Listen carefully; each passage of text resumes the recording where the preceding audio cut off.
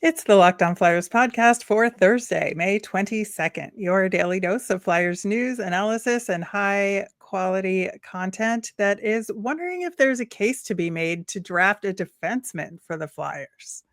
I don't know.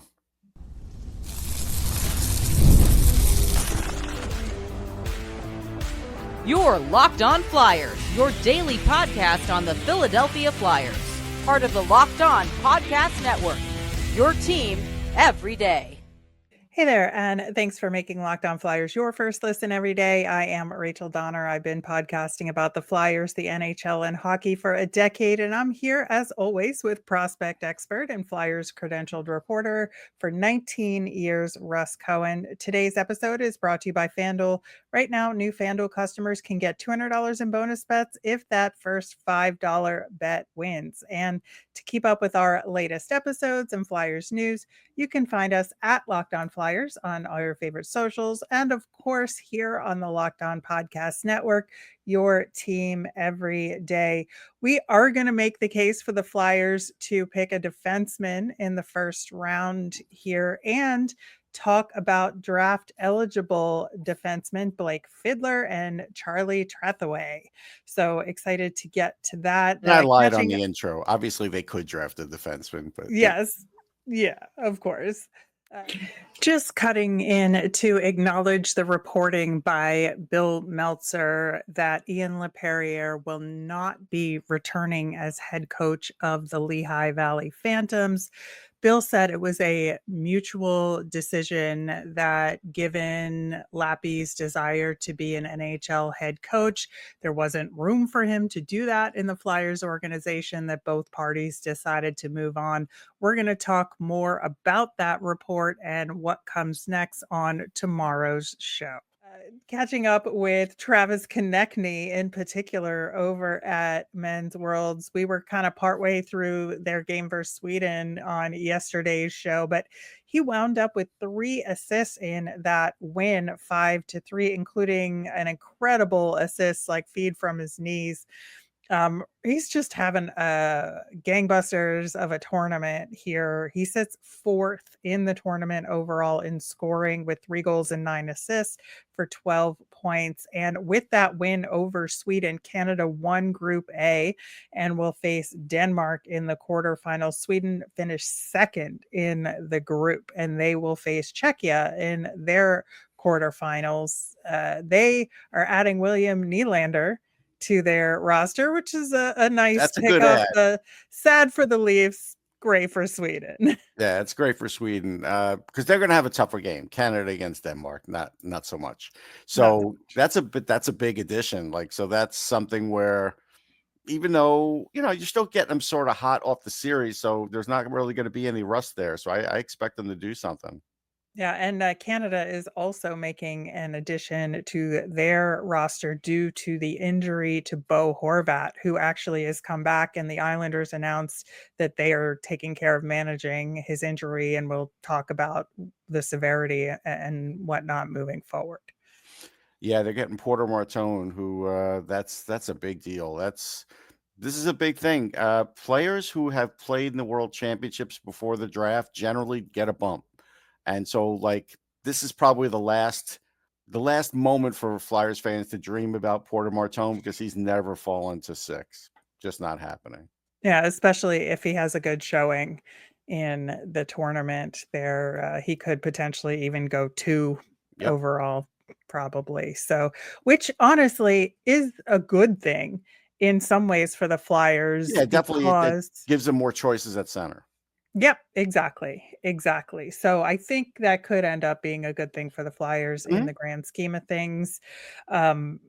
Just a reminder, we do have our weekly poll question still going, and it is on your top priority for Rick Tocchet and the Philadelphia Flyers from a coaching perspective. So make sure you get your voice heard, and we will talk about the results of that poll on tomorrow's show. The link is in the show notes as well as on our YouTube channel. But we have been focusing a lot on centers Hmm. for the Philadelphia Flyers, especially at that 6th overall pick. We've kind of gone up and down the gamut of the top available, what the permutations are, some depth centers in the draft, and if they're worth a reach pick for them for the Flyers at 6. But there is somewhat of a case to be made to look at the defensemen in Hmm. this draft in a certain way. And I think if you're looking at the 6th overall pick,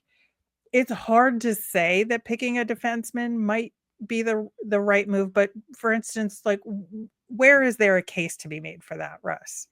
I mean, if you say that, hey, you love Jackson Smith or you want size with, Radin Merca, you can make the argument. I just wouldn't do it, but you can make the argument. I mean, there's value in those guys. They're going to be good players. So if you feel like one of those is your future number one, you could take a swing at it. I don't think that that's the case for either. So I wouldn't take the swing, but that's the argument. Right, and I think that the Flyers, in my opinion, would have to decide that the top center that they wanted just wasn't there, and that Hmm. on their board, whoever Right. that may be, and if they've decided that the jump down to the next center on their board isn't as good as one of those two defensemen that you just talked about, then they're going to take the swing at the Right. defenseman. I agree with you. I don't think it's a very likely scenario here, but I think that is the only circumstance in which it would happen. Right. I think that's fair because again, it does depend on their board. We could say whatever we want till the dogs come home. Everybody could say Right. whatever they want, and we see the Flyers, like any other team, have their own board. So that is the final determination there.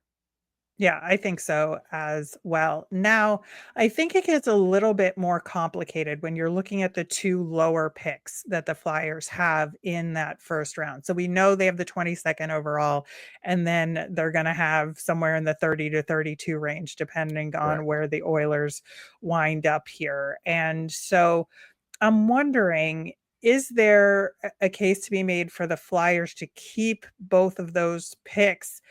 And at least until they kinda know how the draft board is going partway through that first round, or is it okay if they trade one or both of them knowing that they might not be able to pick a defenseman with the lower picks? No, I think there's an argument to be made if, like, I know they're going to trade picks, right? But if they feel like the better values at the bottom of the first round, then trade your first or first 2 seconds for something. Like they could do that. They have that ability. And, I think when we're talking about the guys we're going to talk about, that's the possibility of maybe you would do that. And just, some might say, well, that's early to take them. Yeah, it might be, but it doesn't matter. Like, this is why you have extra picks. So you could not have Right. to worry about sweating out the chess game in the next round. Right, and I think that, if there's somebody, for instance, Blake Fiddler that we're gonna talk about that they really, really want, that they think could go at 19 or 20, there's a case to be made for trading that 22nd and one of the seconds they have to move up if they can get that deal done. If not, I'd say keep the pick and go best available at 22. Yeah. But I think, obviously there's so many other options there. They could be trading for a player and give up that pick, but just assuming that they're going to make a pick somewhere in that range, given the picks that they have in any potential trades. Do you think that assuming they pick a center, that they should absolutely pick a defenseman in that range? Yeah, I think the next pick should be a defenseman. I'm pretty set on that. So yeah, and again, like I just want to point out, regardless of where I have people and other people have some of these guys, when we're talking about defensemen in this draft, anything past like 12, they're all raw. Like there's all things you're going to find good and bad Right. about them. And so, but with defensemen, like you have to take those swings because, those are the guys that you really, it's hard to trade for those guys. It's hard to get them on the open market, especially if they develop like, way more than you expect. So And regardless of what you have in the system, you can never have enough defensemen. I mean, I think that's been proven many times over. Right. And that's where I think that there is a case to be made to keep both of those lower picks and pick two different defensemen. Mhm. And because that increases your chances of one of them It hitting, does. right? Yeah. Oh, absolutely, it does. There's no question about it. I mean, look. The more picks you make, the better your odds are. Now, it's not a guarantee, but it just stands to reason. Right. And I know, again, there's so many permutations here. Could they use one of those in a deal that gets them into the first round in next year's draft? Maybe. And is that more valuable? Could be. But I think that when you're looking at the big picture of this first round, if you take a center, I think you need to take at least one defenseman, if not two. But I do think that the advantage that the Flyers have is all of those second round picks that are in the top third to a half of that second round. And I think taking a swing at a defenseman there is almost on the same level as what the Oilers pick would be. Right. Yeah, I think that's definite. It's definitely just an early second. Right. The thing is, I have to mention, and I don't know what outlet he said it to, but Danny Briere spoke the other day in an interview in French, and they were saying online that he was talking about trading the sixth pick. Like if he got an NHL ready player, if it was the right player, he'd do it. I want to say in no uncertain terms, he is just saying that in French to people in probably Montreal because it would just spread like wildfire. But that's all it is. It's not going to happen. Okay. Well, I think we're focused on a center with the sixth pick and then a defenseman, possibly two with the later picks. And we're going to talk about two of those possibilities, starting with Blake Fiddler coming up next. The NHL playoffs are in full swing, and FanDuel is giving new customers an incredible way to get in on the action. Right now, when you join FanDuel and place your first $5 bet, you'll get $250 in bonus bets if your first bet wins. FanDuel makes it easy to stay in the game before puck drop and live. With player props, performance trends, and same-game parlays, fans have more ways than ever to play smart and win big. From three-pointers to steals to assists in the NBA or goals and assists in the NHL, FanDuel has so many ways to bet your favorite player props. And if you think someone's game is heating up, build that next bet around their play. I'm going to say take the Knicks over the Pacers.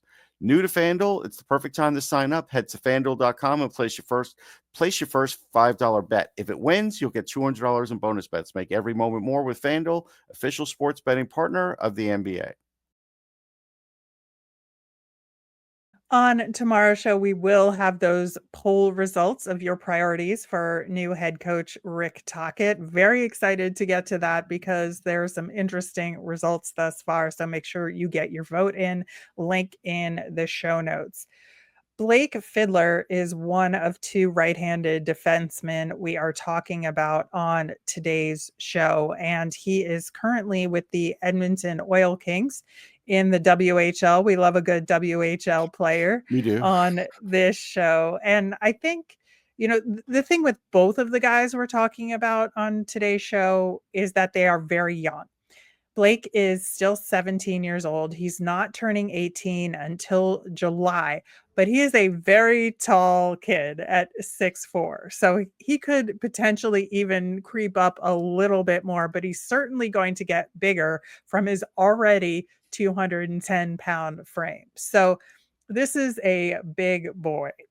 And if his name sounds familiar, it should. His father is Vernon Fiddler, who is an NHL alum as well. And because of that, Blake has a unique background here. He has dual Canadian USA citizenship, and he played for Canada a few years ago, but made the jump and is on Team USA, played for Team USA in the U18s this year, was captain of the team for the Hlinka Gretzky Cup. So that was a very interesting decision he made, right?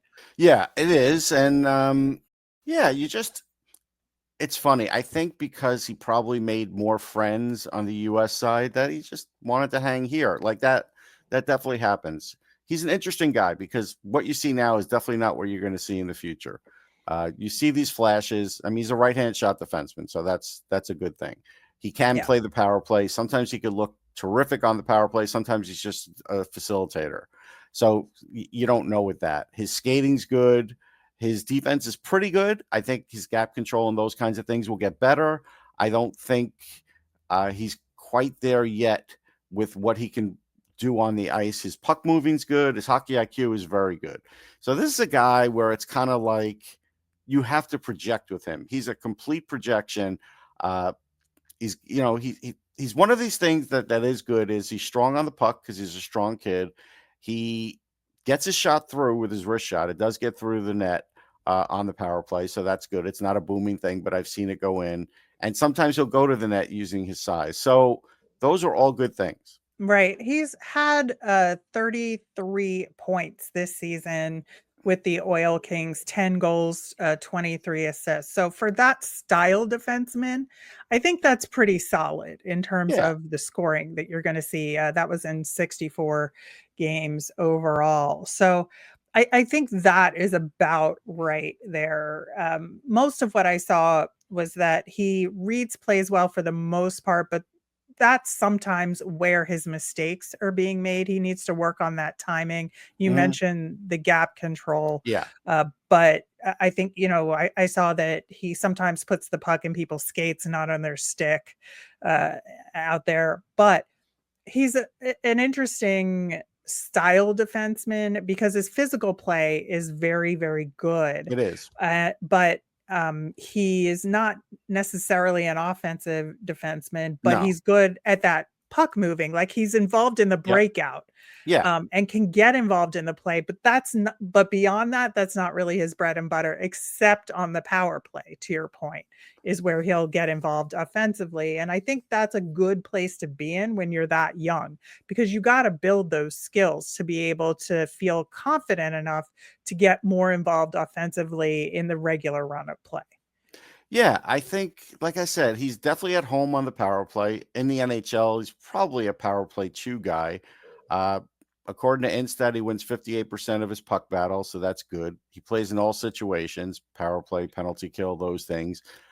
He averages 4.6 shots a game, so he is trying to get his, pucks through, and that is a job of a defenseman if you're going to be a top 4 defenseman, and I think he has a chance to be a top 4 defenseman. So you look at all those things and you're like, okay, he's 6'4", 210 now. He's probably going to be 6'4", 225, 227, something like that. That's a lot to handle. And so if some of these other things pick up, he could be a 40-point defenseman maybe in the NHL with all those other things that he has going for him. And I would be interested in that next pick. Right. So looking at his ranking right now, the high I saw was 20. The low is 30, a median at 27. You had him at 28. Yeah. Why there, and relative to the other defensemen in the draft in the first round? Because I think there's still an element of doubt in my mind as to how much he'll be a top 4 guy. I know he's going to play. Like, I'm pretty sure he's an NHLer, but he could be a third pairing guy. And I think that's where you have to decide, okay, is there a chance for him to be a top 4, or is he a third pairing guy? I think right now in my mind, he's a third pairing guy with a chance to. And so that does depend on how the next few years go, but he is 17, so there's room here. Right. So is he somebody that you absolutely keep the 22 pick in order to get him? Or do you think he might be an Oilers spot guy that you wouldn't necessarily take that risk at 22? Well, I think based on the fact that his father played in the NHL and he's a big kid and a right-handed shot, that he won't last until the Oilers pick. That's just the way the board's going to go. It doesn't mean that's where he's going to fall talent-wise in this draft. That just means what is going to happen with NHL GMs. So I think you do have to hold on to that pick if you have designs on getting him. Yeah, I think the fact that he played pretty well in U18s, he did, kind of boosted that status a little bit.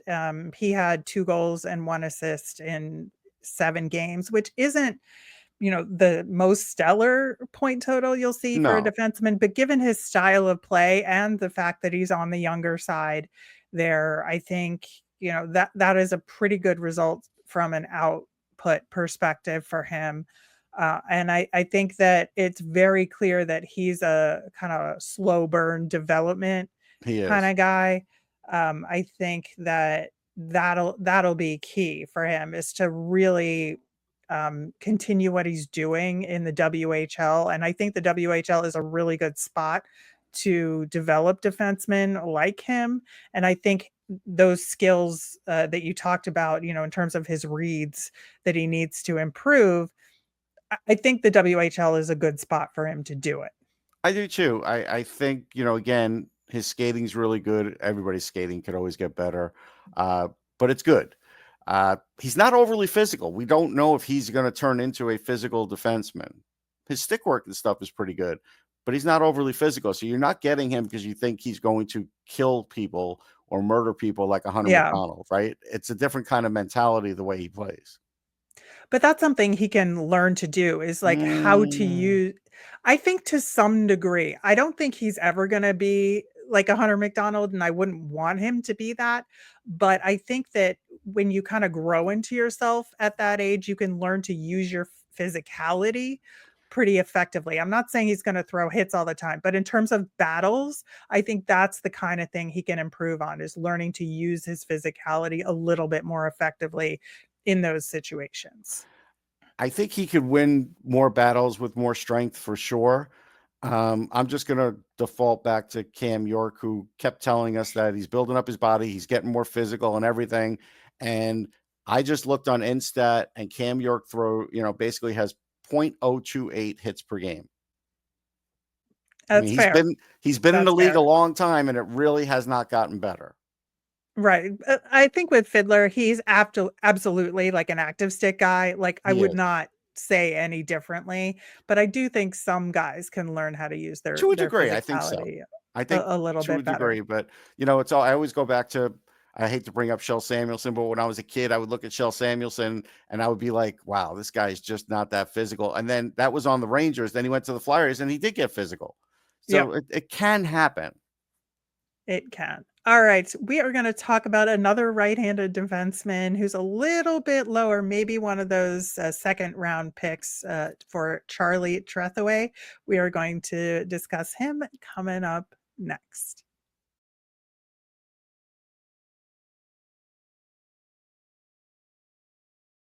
All right, so Charlie Trethewey is in a very similar situation as Blake Fiddler. He is also still 17 years old. He's not going to turn 18 until August. He's a little bit smaller at 6'2", so still a big guy, but a little bit smaller than Fiddler. Currently, a little under 200 pounds right now. And he is with the U.S. national team development program. He is more of a two-way defenseman than Blake, but also plays a little bit more physical and in a more shutdown role pretty effectively. And he's going to BU next season. So that is a really good training ground for him. Yeah, he's going to be a really good player there. Here is what my strategy would be with Trethewey. Let's say they do trade that second round pick for something in a trade, then you do have to take him with your last first rounder, because he's not going to last into the 40s. I don't think he'll be there. He's a right-handed shot defenseman. Everybody believes there's a little more offense than what he has shown so far. I believe that's in there too. He's an exceptional skater already. And that's something on Instat, he's 57% winning puck battles. He's a right-handed shot as well. So he doesn't have the last name of Fiddler, but he could turn out to be better than Fiddler, and it would not shock me in the least. It's just that this year he just didn't have his best year offensively. So people were like, yeah, all right, he's, maybe he's not a first rounder now, but it doesn't mean he doesn't have first round abilities, because he does. Right. It's interesting because the Flyers have a pick at 36. And that is like, I think it's a question if he'll be there at 36, because I could absolutely see like Chicago or Nashville picking him up above the Flyers with like 34 or 35. Yeah. But I think that if he's there at 36 and the Flyers have not traded that pick, I think it's an intriguing option It is. there. I But think do you agree he's not going to be there at like 44 or whatever their next pick is, correct. 40 Yeah, something? Yeah, I don't think it's so. 40. 40, 40 is yeah. the next pick. Yeah, I don't think he So makes it to I 40. don't think he makes it to 40. 36 is a question mark Right, for me. right. And So that's why I'm saying if they've traded that yeah, 36, then just take him with the last first rounder. It's a safe yep, pick. He's going to play. It's just a right. matter of where.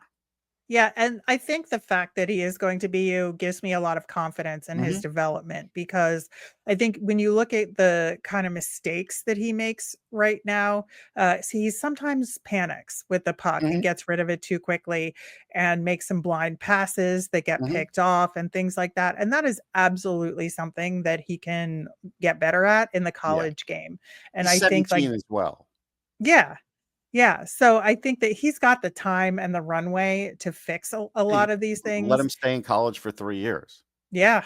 Yeah, absolutely, and I think that he's just, a defenseman. I'm not saying he's Rasmus Ristolainen, but I think that that kinda role is a Mhm. possibility Yeah, I for do him, too. right? I think that is his role. You're gonna provide some offense. You definitely could shut down guys. You're skating really good, so you can get this done. Like, that's the whole thing. To be a shutdown guy, you really have to be a terrific skater because you gotta be able to skate as well or better than some of the top defensemen in the league, and he could do that. Right. Now, if you look at the rankings, we were talking about, that 36 Yeah, pick as a potential. Right now, his highest ranking is 32, the lowest 62, but I think that was that's an crazy. outlier. Yeah, Yeah, that is absolutely nuts. The median is 44, but I even think that's a little low I do too. right now. I would kind of put the median right at that, 36 to 38 mark Yeah. there. I would move that up a little bit. You had initially had him in your top 32, Mhm. and he dropped out. And I Just because think, he just didn't do enough to stay there. right. That's all. Right, and, there were a lot of other guys in that zone. So I Yes. can certainly understand why he kinda dropped to the 2nd round for your Yeah, I your can name you list. 6 or 7 guys, boom, boom, boom, boom, that'll go, like, right in the 2nd round, happens every draft. Guys who Right. you know what I You'd mean? think are first rounders that drop, and then they just get snatched up in those first 5 picks Correct. of the 2nd round, Happens and every draft.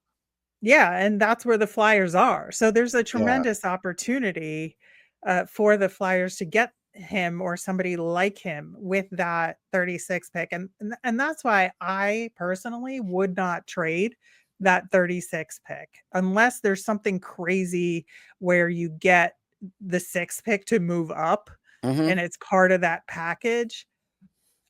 I just don't see giving up that pick because it's such a sweet spot in terms of getting, a diamond in the rough that ends up hitting. Yeah, again, I don't feel as strongly as you, like, I can't include that in the trade because I have 3 first rounders.